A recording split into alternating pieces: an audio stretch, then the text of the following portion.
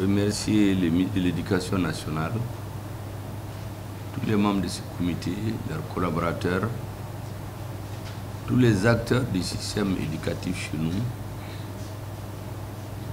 les parents d'élèves, les enfants pour avoir fait preuve de compréhension et leur dire que le souci des hautes autorités du Mali, c'est garantir à l'enfant malien une école, ce qui est son droit. Je voudrais rappeler un certain nombre de choses. Le président tient, et le gouvernement aussi, à ce que nous fassions un suivi rapproché du processus d'ouverture des écoles, pour que nous ne nous arrêtons pas au simple fait que les écoles sont ouvertes. Nous savons qu'en même en temps normal, même lorsqu'il n'y a pas d'inondation, il y a toujours des cas où on ne rentre pas le même jour.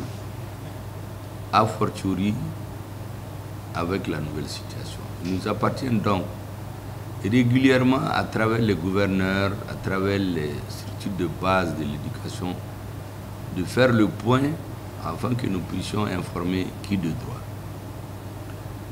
Je voudrais en plus de façon particulière saluer les ministres directement impliqués dans le processus d'organisation de la rentrée scolaire. En plus du ministre de l'Éducation, il y a le ministre d'État, ministre de l'administration territoriale et des collectivités.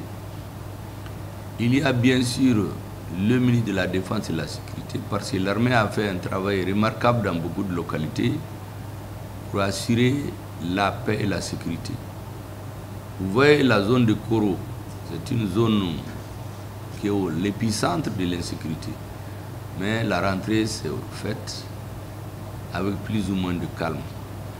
Et même des citoyens des pays voisins qui se sont retrouvés chez nous ont été pris en charge.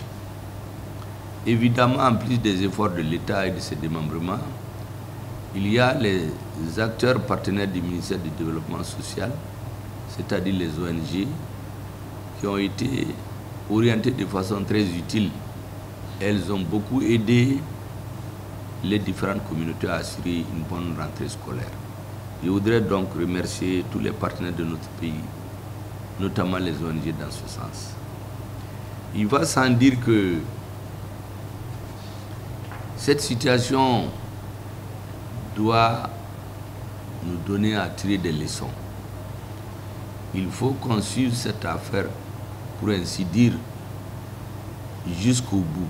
Surtout que le ministre de l'Éducation a donné des assurances à la population qu'il n'y aura pas d'impact significatif sur le programme du cursus scolaire. Mais qu'on se mette déjà à préparer l'année prochaine. Il ne faudrait pas qu'on soit surpris, parce que les dérèglements climatiques sont devenus maintenant une donnée avec laquelle il faut vivre. Il y a des zones où les conséquences des inondations ont été prises en charge avec moins de bonheur. Je sais que le ministre de l'Agriculture a fait le tour dans les zones de Bougouni et de Sikasso, et avec l'appui du ministre de la Sécurité alimentaire, ils ont fait ce qu'ils peuvent. Au total, le plus important, c'est d'assurer une rentrée paisible sur l'ensemble du territoire national. Il y a maintenant les zones spécifiques. Par exemple, Kidal, c'est un défi pour le Mali.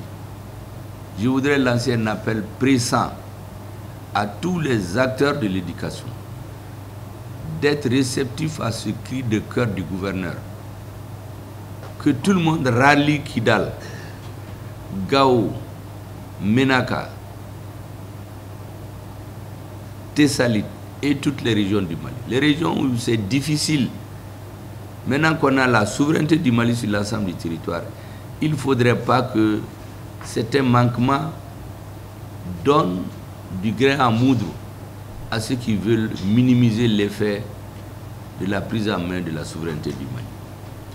Je lance donc un appel aux syndicats, aux enseignants, à tous les acteurs de s'associer fortement à cette initiative du gouvernement, à l'appel des gouverneurs, que je félicite parce que dans toutes les régions, ils ont suivi particulièrement cette rentrée scolaire. Et je crois d'ailleurs que les différents rapports d'étape que nous allons faire vont émaner des gouverneurs qui ont toutes mes félicitations pour le travail de suivi et d'accompagnement qu'ils ont fait pour faciliter la prise de décision au gouvernement.